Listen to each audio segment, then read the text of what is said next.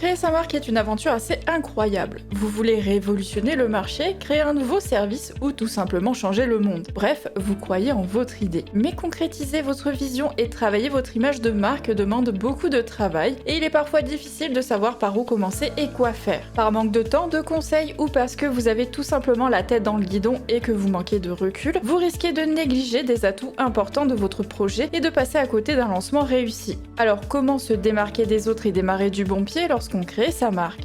La réponse dans cette vidéo.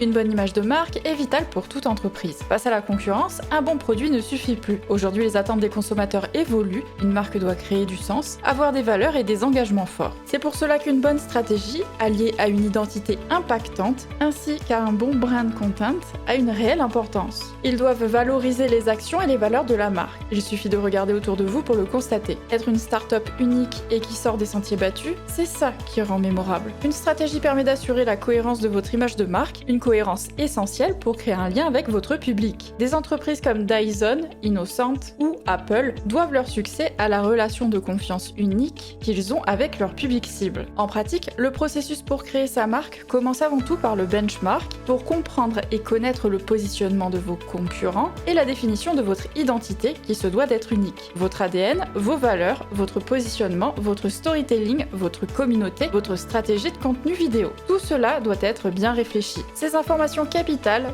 propres à votre entreprise, doivent être formalisées dans une charte de marque afin d'en assurer la connaissance et d'en faciliter le respect par toutes vos parties prenantes, équipes, collaborateurs, partenaires, etc. Ce document permet d'orienter les prises de décision de votre entreprise, que ce soit en communication, en recherche et développement ou bien en marketing. Vous vous évitez ainsi de faire fausse route ou de générer des incohérences avec votre identité. Après le dépôt de votre nom de marque, établir sa stratégie peut être un processus long et difficile, mais il est vraiment primordial de prendre le temps en amont et de bien mettre en place ces éléments lorsque l'on entame la création de sa marque. Votre marque est l'identité de votre entreprise. Tout comme une personne se définit par son caractère et son aspect physique, une marque se construit sur une personnalité et une identité graphique. C'est ce qui la rend unique, un peu comme un numéro de série mais en mieux. En vous donnant une personnalité et une image distinctes, elle vous aide à vous différencier sur le marché. La première grande étape d'une identité de marque réussie consiste à bien connaître et comprendre son environnement pour pouvoir se positionner avec pertinence. Parce que oui, c'est bien beau de savoir ce que l'on veut faire, mais si 1000 autres personnes font exactement comme vous, vous aurez 1000 fois plus de mal à vous distinguer, n'est-ce pas? Je vous conseille donc de porter votre attention sur 3 points essentiels, que je vais bien évidemment vous donner ici, et de vous informer au maximum pour pouvoir faire les bons choix. Tout d'abord, essayez de comprendre votre marché et ses problématiques. Comment évolue votre secteur? Quelles sont les grandes tendances? Les pratiques qui fonctionnaient avant mais plus maintenant? Les controverses rencontrées? Ou bien encore les failles que vous avez pu observer? Ensuite, vous devez connaître vos concurrents, leurs forces et leurs faiblesses. Qui sont vos concurrents directs? Quels sont vos concurrents indirects? Comment se positionnent-ils? Ou bien encore, comment communiquent-ils? Ensuite, essayez de comprendre votre cible, c'est-à-dire l'audience que vous voulez avoir, et leurs besoins. Quelles sont les personnes qui utilisent votre service? Qui va l'acheter? À qui votre communication doit s'adresser? Qui sont vos personas? Quels sont leurs besoins ou leurs inquiétudes? Essayez de vous mettre à leur place. Si vous avez des difficultés à définir votre persona, je répondrai à cette question dans notre prochaine vidéo. Une fois que vous avez récolté un maximum d'informations, laissez votre projet de côté quelque temps. Soufflez et changez-vous les idées. Puis reprenez l'étude de l'ensemble de vos données à tête reposée. Vous devez commencer à distinguer les arguments surexploités, saturés, que vous devez absolument éviter dans votre message. Avec une analyse rigoureuse et un peu de chance, vous devriez pouvoir relever des angles d'attaque disponibles, peu ou mal exploités sur votre marché. Maintenant que vous avez vu ce que vos concurrents font et surtout comment ils le font, que vous avez compris comment évolue le marché dans lequel vous souhaitez vous installer et que vous êtes à l'écoute des besoins de vos personas cibles, positionnez-vous. Définissez clairement ce qui fait votre identité à vous. Pour cela, je vous propose de vous poser les questions suivantes. D'abord, qui êtes-vous? Quelles sont vos valeurs? Comment souhaitez-vous être perçu ou identifié? Que pouvez-vous faire pour être perçu comme vous le souhaitez? Comment décririez-vous votre offre en 2 lignes? Quelles sont les promesses que vous souhaitez souhaitez mettre en avant? Quelles sont vos forces? Qu'est-ce qui vous différencie des autres? Ensuite, posez-vous ces quelques questions afin de définir comment vous souhaitez vous exprimer. Comment souhaitez-vous exprimer votre positionnement? Quel ton désirez-vous utiliser? Quelle est la sémantique que vous souhaitez utiliser? Avec quel champ lexical souhaitez-vous appuyer votre discours? Quel sera votre pitch commercial? Ou bien encore, quelles seront les phrases d'accroche qui viendront ponctuer votre communication?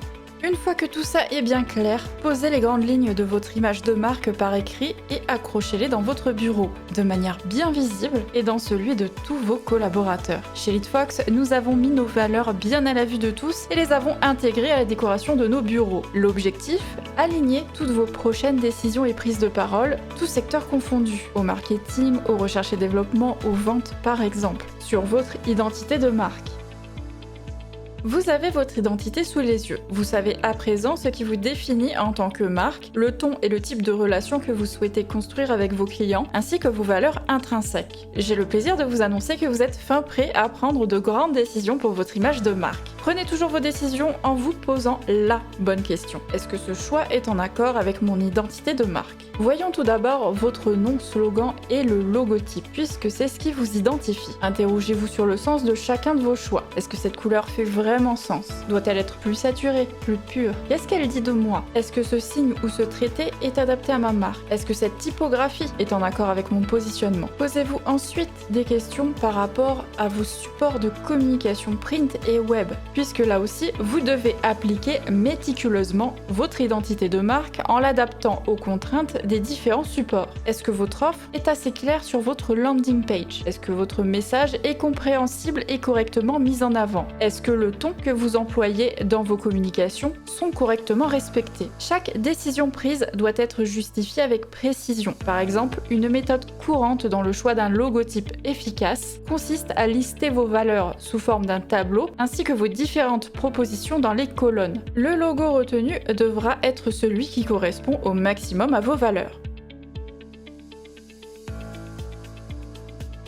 Mon conseil concernant le recours à une agence? Eh bien écoutez, n'attendez pas. Cela peut vous faire gagner du temps et donc de l'argent. Si vous avez un budget, même un petit budget, prenez contact avec quelques agences. Il en existe beaucoup à taille humaine qui vous proposeront des conseils et vous guideront sans forcément vous demander un gros budget. N'attendez pas d'avoir tout pensé, peaufiné en vous disant « il ne manque plus que le logo ». Le logo n'est pas qu'une question de visuel. Une agence vous accompagnera sur une multitude d'aspects tout au long de la création de votre identité visuelle. Elle vous accompagnera notamment dans la création de votre marché et la réalisation de votre benchmark, mais également dans la construction d'une identité de marque qui vous fera sortir du lot. Rien ne sert de courir sur tous les fronts et de vous épuiser tout seul.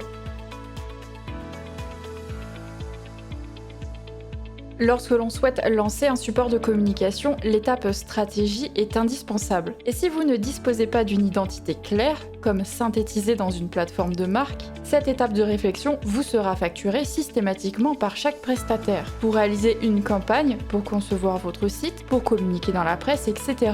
Outre l'accumulation de factures qui au final se révélera plus chère qu'une simple réflexion en amont, c'est la cohérence de votre identité de marque qui s'en trouve menacée. Cette vidéo touche à sa fin, nous espérons qu'elle vous a été utile. Avez-vous déjà été confronté à un problème d'identité de marque? Si c'est le cas, n'hésitez pas à mettre un pouce bleu et dites-nous ça dans les commentaires, nous y répondrons avec plaisir.